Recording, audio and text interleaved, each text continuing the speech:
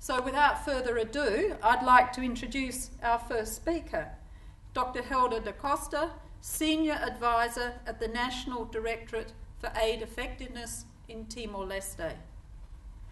Helder has a long career in management, academia and development. He has held senior posts both with the Asia New Zealand Foundation and the Volunteer Service abroad. He's also consulted for various international development agencies over the past 10 years, including the UNDP, the World Bank and AusAid. Timor-Leste's National Directorate for Aid Effectiveness, where Helder now works, is situated within the Ministry of Finance.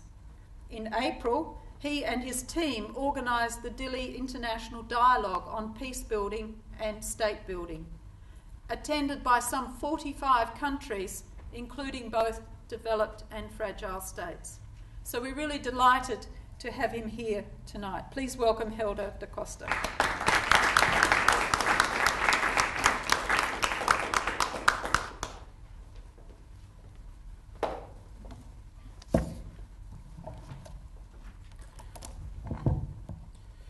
Thank you, Jane, for the kind introduction. Fellow panelists, Caroline, Emma, distinguished members of the audience, ladies and gentlemen. First of all, I'd like to thank the organizers of the One Just World Forum series and its partners, the Australian Aid Programme, the Honourable Bob McMullen, who launched this forum in 2008, World Vision, and in particular Mr. Rob Francis, WDA, Joe, and Murdoch University, and also Rosemary. I'm honored to have been invited here to reflect on the experiences of post-conflict and fragile nations in particular on Australia's engagement in my country, Timor-Leste. While it's important to acknowledge the real and ongoing challenges that Australia and the international community face in the rebuilding and reconstruction of fragile nations, it is equally important to take opportunities like this to highlight the contributions and successes made possible by Australia's relationship with Timor-Leste.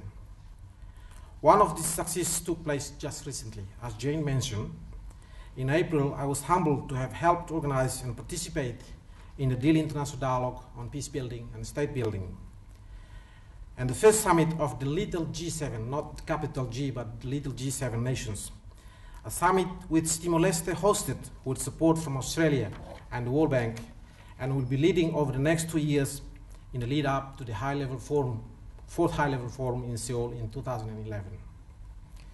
Despite its name, the Little G7 Plus is by no means little. Its members include the world's bottom billion. Participating were Haiti, Burundi, Democratic Republic of Congo, Central African Republic, Sierra Leone, Chad, Liberia, Nepal, and the Solomon Islands, amongst others. These countries, differing in culture, age, social, political, and security challenges, all came together to Dili to speak freely, sharing their experiences, comparing challenges, discussing solutions, but above all, forming a unified voice that until then had not been heard clearly without involvement from developed countries. It was, to say the least, historic and a moment of pride for Timor-Leste. From those events, we produced the Dili Declaration and the G7 Plus statement. Allow me to quote you one of the most profound and telling statements. Quote, "We believe fragile states are characterized and classified through the lens of developed rather than through the eyes of the developing. And that in order to make long-lasting change and implement the principles of good engagement, the national context must guide its distinctive path to sustainable development. And donors must first harmonize to this concept and then implement without undue process." End quote. From this inspiring text, the message was clear. Urgent action was required by international donors and the G7 Plus to overcome the monologue, in the words of the Democratic Republic of Congo's Ministers of Planning, His Excellency Olivier Kamitatu. Ladies and gentlemen, so what is the lesson learned? What's the lesson countries like Australia and the rest of the world can learn from this? First, you cannot build one nation on the principles of another. Too often the procedures and practices imported by international actors have superseded, or in the case of Timor-Leste, preempted the fundamental principles needed for a new government to form.